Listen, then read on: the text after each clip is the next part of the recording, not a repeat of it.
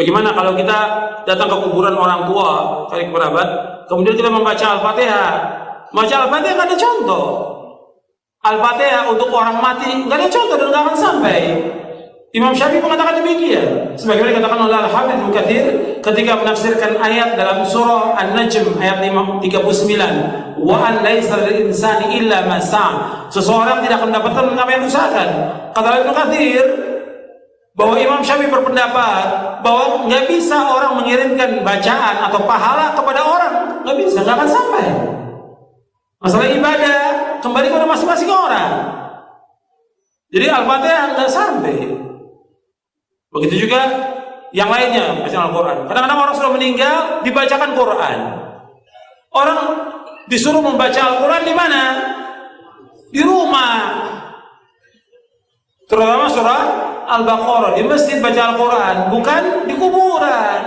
Al-Quran ini diturunkan oleh Allah untuk ancaman kepada siapa? Orang hidup, orang mati. Di surah Yasin ayat 70 Allah berfirman, liyunzira man kana hayyan wa yahiqqal qawlu 'alal kafirin. Bahwa Al-Quran diturunkan Allah untuk mengancam orang yang hidup, hayyan, orang yang hidup, bukan orang mati. Kok orang mati dibacakan Quran? Manfaatnya apa? Nggak ada manfaatnya. Disuruh kita baca Al-Quran di rumah kita. Kata Nabi, la taj'alu buyutakum maqabira inna syaitana yanfiru minal baiti alladhi tuqra'u fi suratul Baqarah. Jangan kamu jadikan rumah kamu seperti kuburan. Sesungguhnya syaitan lari dari rumah yang membacakan surah Al-Baqarah. Nggak ada para sahabat membacakan Quran di kuburan, nggak ada. Kemudian juga mengirimkan Al-Fatihah kepada Nabi juga nggak ada. Ini kan banyak orang setiap hari dari majelis ila hadratin Nabi Al-Fatihah. Dari mana dalilnya?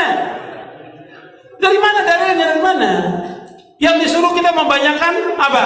Sholawat kepada Nabi, bukan baca Al-Fatihah. Kenapa enggak Al-Baqarah? Kenapa enggak Ali Imran? Kenapa enggak An-Nisa? Kenapa enggak Al-Maidah? Kok Al-Fatihah? Enggak ada dalilnya. Di Quran maupun di hadis Nabi yang sahih, enggak ada para sahabat kumpul, ayo kita baca Al-Fatihah untuk Nabi. Enggak pernah ada.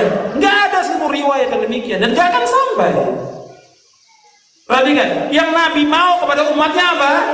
Ittiba, mengikuti beliau, bukan mengirimkan Al-Fatihah. Nabi sudah tempatnya di sorga yang paling tinggi. Nabi itu Firdaus al-A'la yang paling tinggi. Yang pertama kali membuka pintu sorga siapa? Rasulullah SAW. Kita kayak banyak amalan aja mengirimkan Fatihah ke Rasulullah. Dan membahas bahwa Nabi Muhammad tak pernah menganjurkan untuk mengirim Al-Fatihah untuk orang yang sudah meninggal. Apakah betul Pak Ustaz? Apakah ada hadisnya? Iza, kalau ada orang meninggal dunia, hadis pertama, kalau ada orang meninggal dunia, asri'u lahu, cepat-cepatlah kuburkan. Jangan jenazahnya tahan lama-lama. Saya sampaikan sudah ke istri saya, kalau aku mati cepat-cepat kuburkan. Mati maghrib, ba'da isya kuburkan. Bagaimana makam malam? Abu Bakar Siddiq meninggal dimakamkan malam. Tempat kita banyak lampu. Tak ada menggali, carikan ekskavator. Jangan tunggu sampai besok. Sudah saya sampaikan itu. Ini meninggal sore, ditunggulah sampai besok. Kenapa belum jadi kuburkan? Tunggu zuhur. Habis zuhur, anak pula delay pesawat Lion Air 3 jam dari Surabaya. Sampai jam 5 sore, kata sambutan dari RT, RW, tokoh masyarakat, nenek mama, orang Sumando, sadonyo. Panjang cerita. Kalau bolehlah jenazah itu di dalam nokok. Capek dah. Betul juga. Tak sabar mau ikut ruang interview ujian dia. Nah, cepat-cepat. Setelah kalian kuburkan cepat-cepat, bacakanlah pada bagian kepalanya Al-Fatihah. Pada bagian kakinya ujung surat Al-Baqarah, lillahi ma fis samawati wa ma fil ard. Dalil pertama. Terima kasih Pak. Ini kalau ada air ini makin lama biasanya. Dalil kedua, kata Abdullah bin Umar bin Khattab, anak Umar bin Khattab, dalam kitab Ar-Ruh, murid Imam Ibnu Taimiyah punya murid namanya Imam Ibnu Qayyim Al-Jauziyah, nama kitabnya Ar-Ruh. Kalau nanti aku mati, tolong bacakan pangkal surat Al-Baqarah sampai wa ulaika humul muflihun, dan bacakan ujung surat Al-Baqarah, lillahi ma fis samawati wa ma fil ard. Dalil yang kedua. Maka berdasarkan dalil ini, kata mazhab Syafi'i dalam kitab Al-Majmu' Syarah Muhadzab disebut oleh Imam An-Nawawi, wa in khatimul Qur'an, seelok-eloknya bacalah sekhatam Quran. Kalau tak sanggup sekhatam Quran, bacalah hatinya Al-Quran, qalbul Quran, Yasin wal Quranil Hakim, innaka laminal mursalin. Kenapa Pak Imam menangis? Belum dibayar juga. Nah, tak sanggup membaca Yasin terlalu panjang, Ummul Quran Al-Fatihah untuk almarhum Ustaz Abdul Somad. Al-Fatihah.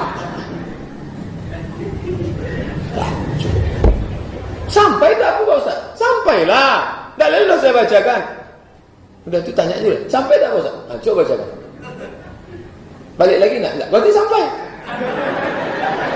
Dibacakan dalil tak percaya. Dibacakan logika tak percaya. Tak juga dia percaya, saya tak percaya. Siapa nama lengkap? Nanti kalau kau mati, kubacakan Al-Fatihah.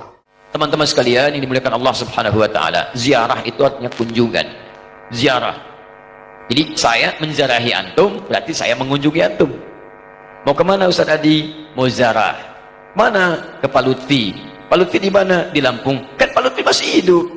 Ziarah itu bukan mengunjungi orang yang wafat saja. Ziarah itu bisa diartikan mengunjungi orang yang masih hidup. Bisa. Jadi ziarah artinya kunjungan. Kunjungan. Baik ya? Nah sekarang, bolehkah kita mengunjungi orang yang sudah wafat? Boleh. Apa yang dikunjunginya? Kuburnya. Makanya ada istilah ziarah kubur. Mengunjungi orang yang wafat dalam kuburnya. Apa yang dilakukan? Mendoakan mereka. Jadi Nabi bahkan mengatakan, silakan.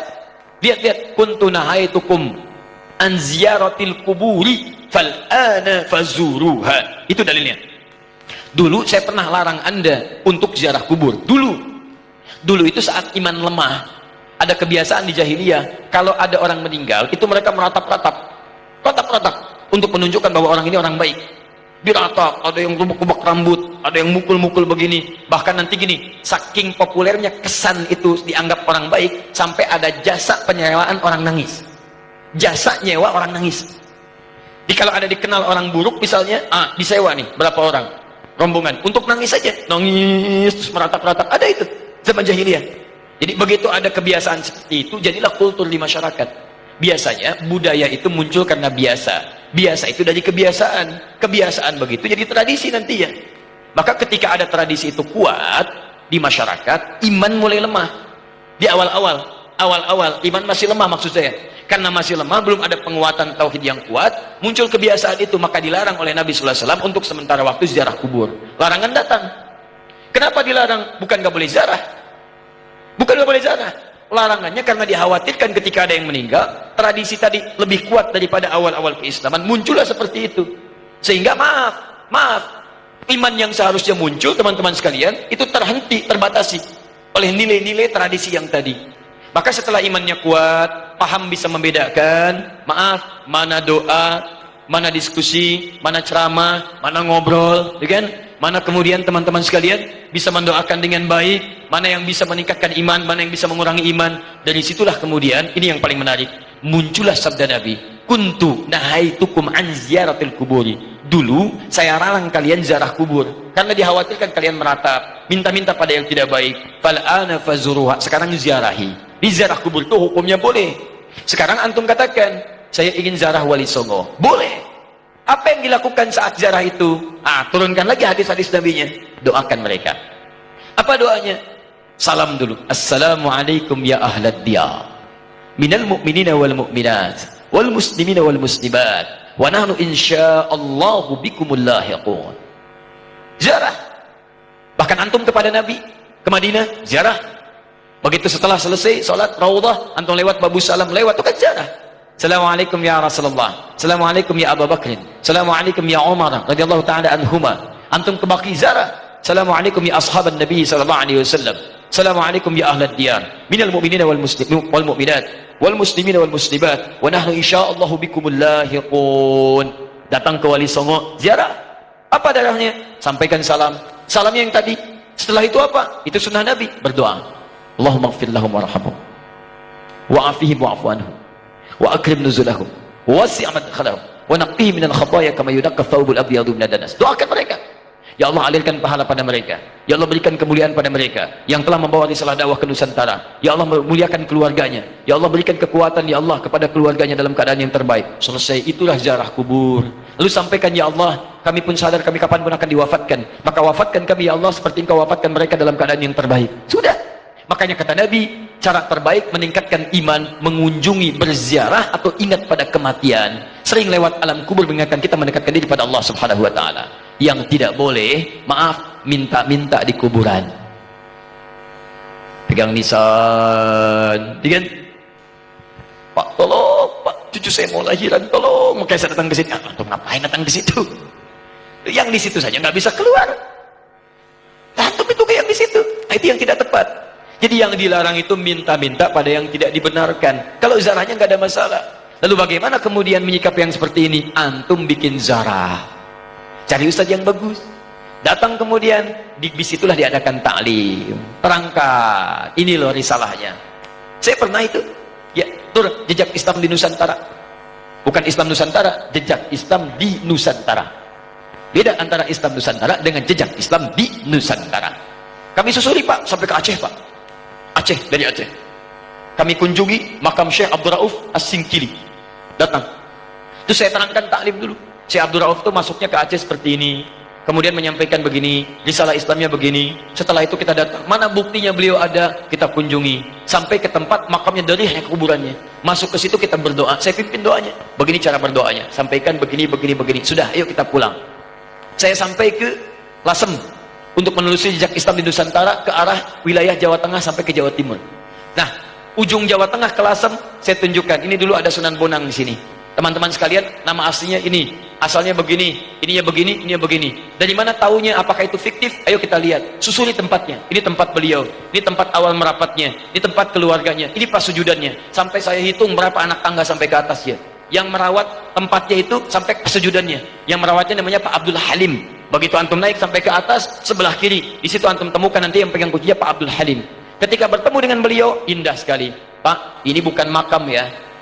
Bukan makam, makamnya itu bukan yang di sini, ini cuma pas sujudannya. Pas sujudan itu tempat beliau kemudian memetakan wilayah, berdoa kepada Allah, minta diberikan kekuatan, bersujud di situ, sholat menghadap ke arah kiblat, seperti Nabi naik ke Gua Hira. Lalu memohon kepada Allah beri petunjuk. Setelah itu berdakwah di lingkungan sekitaran. Makamnya bukan di sini Pak, tapi yang di bawah. Disamarkan makamnya supaya tidak ada yang mengkultuskannya. Indah keterangannya. Saya ajak jamaah untuk mendengarkan itu semua. Tuh, kan? Sering tertipu kita. Makanya ditutup tuh pas sujudannya juga supaya tidak ada yang mengkultuskan itu. Cuman lihat ke situ, baik, terangkan. Kalau sudah seperti itu enak taklim kitanya. Di sejarahnya paham, ada tokohnya, ada bekasnya, kemudian kita mendoakan, setelah itu kita pulang, selesai. Jadi kita itu tidak harus saling mencela, "Wah, ada wali songo, begini. Alah, antum ini kenapa sih?" Sebelum bilang nggak ada, lihat dulu. Lihat, pahami, baca kisahnya, pelajari, ambil inspirasinya. Kalau ada yang meninggalnya, doakan seperti antum datang ke makam Uhud. Datang ke situ, antum doakan, cerita di situ, selesai. Seperti antum datang ke makam Nabi, berdoa di situ, bahas sekitarannya, pulang, selesai. Itulah teman-teman sekalian. Jadi kita ambil cara yang hikmah. Jelas ya? Nah, jadi kita pun tidak harus menyakiti orang lain, tapi meluruskan dengan cara-cara yang terbaik. Hikmah. Ya. Di karena masjidnya Al-Hikmah, selalu ini yang muncul.